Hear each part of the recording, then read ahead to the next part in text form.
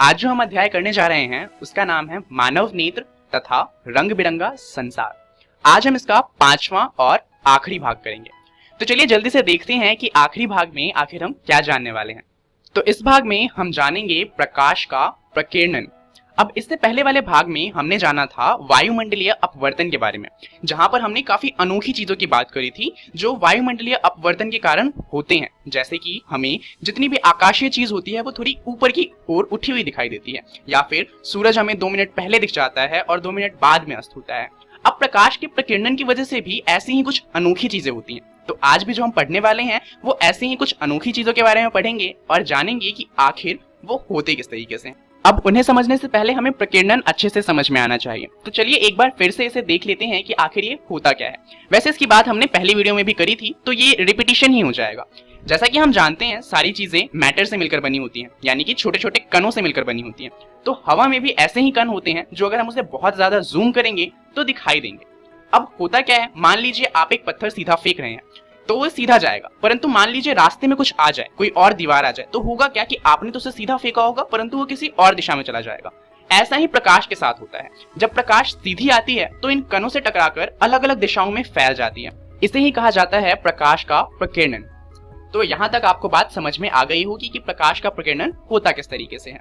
इसके बारे में हम पहली कक्षा में भी पढ़ चुके हैं, जहां पर हमने टिंडल प्रभाव को जाना था। टिंडल प्रभाव भी प्रकाश के प्रकीर्णन की वजह से ही होता है, परंतु उसे तो हम जानते ही हैं। चलिए एक नया सवाल लेते हैं। तो हमारा नया सवाल है कि आकाश नीला क्यों दिखाई देता है। अब हम सब जानते हैं कि आकाश नीला दिखाई देता है। आजकल ये थोड़ा भूरे रंग का दिखाई देता है क्योंकि पॉल्यूशन ज्यादा है, परंतु बात वो नहीं है। हमें ये जानना है कि आकाश जो है वो नीला क्यों दिखता है। तो नीला दिखने का कारण क्या हो सकता है, सोचिए जरा। अब जैसा कि हम जानते हैं कि हम प्रकाश का प्रकीर्णन पढ़ रहे हैं, तो जाहिर सी बात है कि उत्तर भी होगा प्रकाश का प्रकीर्णन। पर चलिए समझते हैं कि ये होता किस तरीके से है। अब इसे समझने के लिए हमें कुछ और चीजें भी समझनी होंगी। यहाँ पर लिखा है जब प्रकाश छोटे छोटे कणों पर आपतित होता है तो उसका विभिन्न दिशाओं में प्रकीर्णन हो जाता है। ये तो प्रकीर्णन की ही डेफिनेशन है। अब हमने क्या पढ़ा था कि सफेद रंग के अंदर 7 अलग अलग रंग होते हैं, जैसे कि बैगनी, जिसे हम वॉयलेट कहते हैं इंग्लिश में, इंडिगो और ब्लू यानी कि नीला। अब ये जो 3 रंग होते हैं इसके बारे में हमने पढ़ा था कि इनका न्यूनतम तरंग दैर्ध्य होता है। ग्रीन यानी कि जो हरा रंग है उसका तरंग दैर्ध्य बाकियों के कंपेयर में बराबर होता है, यानी कि दोनों के बीच का होता है। और येलो, ऑरेंज और रेड यानी कि लाल रंग जो है, इन तीनों का तरंग दैर्ध्य जो होता है वो बहुत ज्यादा होता है। अब हमने एक बात पढ़ी थी कि न्यूनतम तरंग दैर्ध्य जिन रंगों का होता है उनका प्रकीर्णन बड़ी आसानी से हो जाता है, वहीं पर अधिकतम तरंग दैर्ध्य वाले रंगों का जो प्रकीर्णन है वो उतनी आसानी से नहीं हो पाता। अब यहाँ पर देखिए, ये हमारा अर्थ है। अब इसके आसपास क्या है, हमारा वायुमंडल। अब इसके अंदर कण होते हैं, जैसे कि ऑक्सीजन और नाइट्रोजन के बहुत सारे कण होते हैं। अब होता क्या है कि सूर्य से प्रकाश धरती पर आता है, परंतु धरती पर पहुंचने से पहले वो वायुमंडल में पहुंचता है, और वायुमंडल में ये जो ऑक्सीजन और नाइट्रोजन के अणु हैं इनसे ये प्रकाश टकराता है और होता क्या है कि उसका प्रकीर्णन शुरू हो जाता है। अब प्रकीर्णन किन रंगों का सबसे आसानी से हो रहा था, वॉयलेट का, इंडिगो का और ब्लू यानी कि नीले रंग का। अब होता क्या है कि वॉयलेट और इंडिगो का जो प्रकीर्णन होता है वो बहुत पहले ही होना शुरू हो जाता है, परंतु जो ब्लू रंग है यानी कि नीला रंग, उसका प्रकीर्णन बहुत ज्यादा होता है और वो पूरे आकाश में फैल जाता है।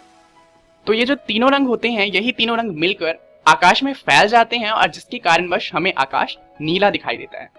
यहाँ पर आप देख सकते हैं कि प्रकीर्णन किस प्रकार होता है। जैसा कि आप देख सकते हैं यहाँ पर वॉयलेट और इंडिगो यानी कि बैंगनी कलर जो है वो ऊपर की तरफ ही फैल गए हैं, परंतु नीचे आते आते जो नीला रंग है वो सबसे ज्यादा फैल रहा है, और ग्रीन, येलो और ऑरेंज और लाल रंग जो है वो उतना ज्यादा फैलते ही नहीं, वो नीचे आ जाते हैं, और यही कारण है कि आकाश हमें नीला दिखाई देता है। अब यहाँ पर एक बात ध्यान दीजिए कि जो प्रकाश है वो जब आ रहा था तो स्पेस में उसका एक भी बार प्रकीर्णन नहीं हुआ। प्रकीर्णन शुरू कब हुआ, जब जो रोशनी थी वो हमारे वायुमंडल में आई। अब यहाँ पर चलिए बात करते हैं चांद की।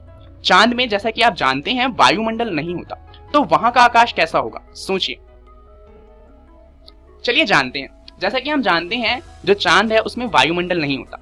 अब सूर्य का प्रकाश आएगा, परंतु यहाँ पर कोई कण ही नहीं है जिससे वो टकराए, इस वजह से सूर्य के प्रकाश का प्रकीर्णन हो ही नहीं पाएगा, और इस वजह से ये जो 3 रंग हैं ये प्रकीर्णन नहीं होंगे और चांद का आकाश हमें काला दिखाई देगा, क्योंकि वहां पर कोई भी रंग नहीं फैलेगा। यहाँ पर आप एक फोटो देख सकते हैं जो चांद से ली गई है। यहाँ पर आप सूरज को देख सकते हैं और धरती को भी देख सकते हैं। यहाँ पर सूरज के दिखाई देने का मतलब है कि चांद पर अभी दिन हो रहा है, और यही कारण है कि आप चांद की सतह को भी देख सकते हैं, परंतु आकाश को देखिए, वो पूरा काला दिखाई दे रहा है। यहाँ तक कि वहां पर जो तारे हैं वो भी दिखाई दे रहे हैं। इसका कारण बस ये है कि प्रकाश का प्रकीर्णन नहीं हो पाया और सूर्य से जो रोशनी है वो सीधा हमारे चांद पर आ गई। तो हमारा पहला प्रश्न तो वहीं पर हुआ खत्म। अब आता है हमारा दूसरा प्रश्न, जो हमसे पूछ रहा है कि सूर्योदय और सूर्यास्त के समय जो सूर्य का रंग होता है वो इतना अलग क्यों होता है। अब हम जानते हैं सूर्योदय और सूर्यास्त के समय हमें जो सूरज है वो थोड़ा लाल दिखाई देता है, ये बात आपने भी देखी होगी, परंतु ऐसा क्यों होता है, चलिए इसे समझते हैं। इस पिक्चर को ध्यान से देखिए।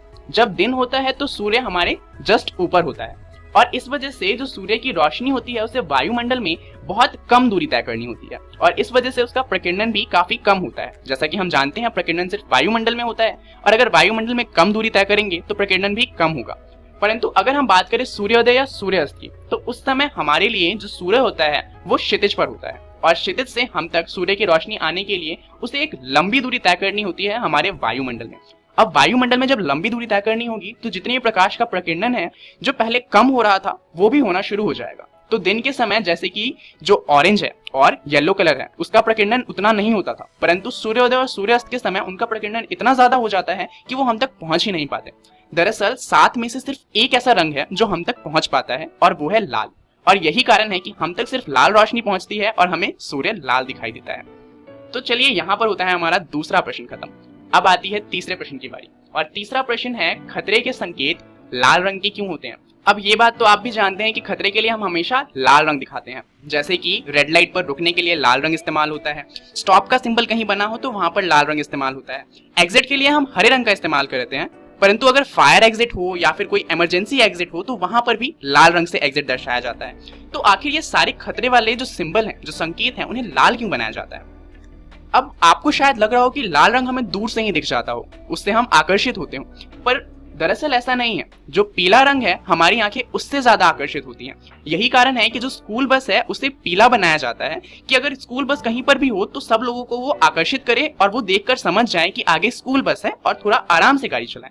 परंतु लाल रंग का क्या है, दरअसल लाल रंग जो है वो प्रकीर्ण नहीं होती, दरअसल उसका अधिकांश भाग कणों द्वारा प्रकीर्ण हो ही नहीं पाता।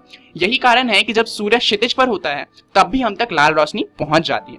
अब मान लीजिए कोई ऐसी कंडीशन है जहां पर बहुत ही ज्यादा कोहरा है, तो यहाँ पर क्या होगा कि हवा में कणों की संख्या भी ज्यादा होगी, तो कम दूरी तय करने पर ही जो ज्यादातर रोशनियां होंगी उनका प्रकीर्णन हो जाएगा और वो हम तक नहीं पहुंच पाएगी। परंतु ऐसी कंडीशन में भी अगर हम लाल रंग से कुछ बनाएं तो जैसा कि हम जानते हैं कि उसका प्रकीर्णन ज्यादा नहीं होगा, तो ऐसी कंडीशन में भी हमें लाल रंग दिखाई देगा। और यही कारण है कि धुंध जैसी कंडीशन हो या कुछ भी हो, हमें जो खतरे का सिंबल है वो दिखाई दे जाएगा और इसीलिए उन्हें लाल रंग से बनाया जाता है। तो आज के लिए इतना ही। आज हमने जाना प्रकाश का प्रकीर्णन क्या होता है और इससे किस तरह की चीजें होती हैं। यहाँ पर हमारा यह अध्याय खत्म होता है। आज के लिए इतना ही, धन्यवाद।